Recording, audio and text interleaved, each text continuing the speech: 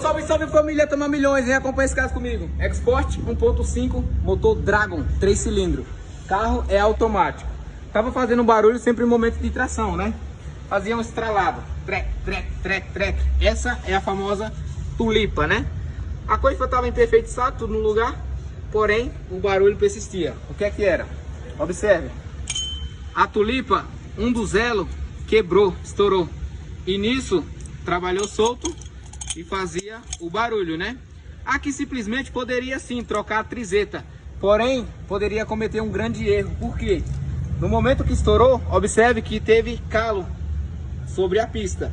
E o que é que poderia ocasionar? Trocar agora e logo mais a trizeta nova ficar com folga, ou até mesmo quebrar novamente por não ter uma pista lisa para ela trabalhar. Então qual que é o problema muitas das vezes desse tipo de carro? Porque a Nakata, a IMA e nem a Cofap faz ainda essa tulipa para esse carro. Encontrei da marca Vetor, porque automática é um modelo e mecânica é outro. Aqui está resolvido, sucesso, o cliente vai sair feliz da vida e é essa a jornada.